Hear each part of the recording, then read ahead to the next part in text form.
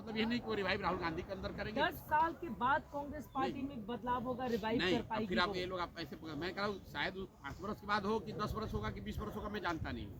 देखिए जनसंघ 1950, लेकिन अभी तो नहीं हो रहा है। अगले 5 साल तो आपकी बातों से लग रहा है कुछ नहीं मैं होगा। आपको एक उदाहरण देता हूँ। जनसंघ 1950 के दशक में बड़ा दल था, जी। फिर उसका पराभव हुआ, फिर 80 में भाजपा बनी, तो 30 वर्ष तक जनसंघ और जनसंघ की विचारधारा से जुड़े हुए लोग जो राजनीति करते थे वो डोलड्रम में रहे, लेकिन वो विचारधारा खत्म नहीं हुई।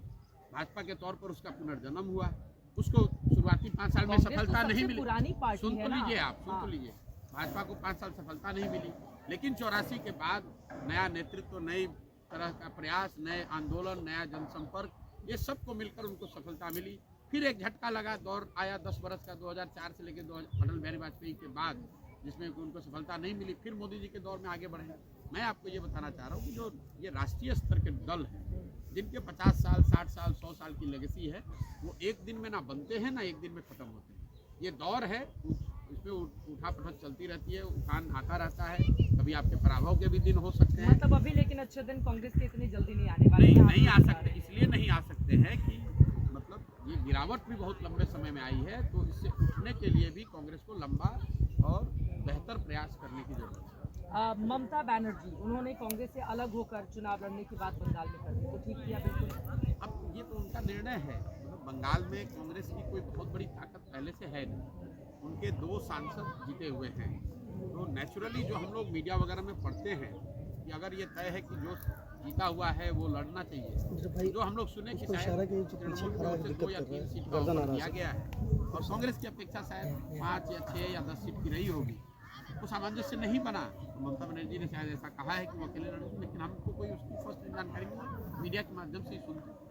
आपने ममता बनर्जी के लिए चुनावी रणनीति किया था भाई, वैसे तो मोदी जी के लिए भी किया था। तो क्या मोदी जी हमसे पूछ के सलाह लेकर काम कर रहे हैं? वो तो अब अपना ही काम कर रहे हैं। जिस दौर में उनके साथ काम किया था तब कुछ सलाह जो मांगा, दीदी ने ठीक किया या गलत किया? नहीं, मैं बात कर रहा हूँ, ये निर्णय उनका है। मुझे वहाँ की स्थिति का, उनके राजनीतिक वार्तालाप का, कांग्रेस से संबंधों का कोई सीधा ज्ञान है नहीं। मैं उन लोगों में से नहीं हूँ कि हर विषय पे कमेंट करें। मैं बिहार में हूँ, बिहार के बारे में हर विषय पे मैं कमेंट कर सकता हूँ। मैं जब तमिलनाडु में हुई नहीं, केरल में हुई नहीं, तो क्यों उस पर कमेंट करूँ? ठीक है, एक छोटा सा राज्य का और जवाब ले लेती हूँ, इसके बाद फिर से बिहार में आ जाऊँगी। यूपी में 11 सीटें कांग्रेस को दे दी हैं अखिलेश यादव ने, लेकिन कांग्रेस इससे खुश नहीं है। स्थानीय लीडरशिप है। मैं फिर वही बात कहूँगा जो मैंने बंगाल के यूपी में ये मामला सपा और कांग्रेस के बीच का है। मतलब प्रशांत किशोर की ऐसी क्या क्षमता है कि हम यहाँ से बता दें कि 11 ठीक है, कम है, ज़्यादा है?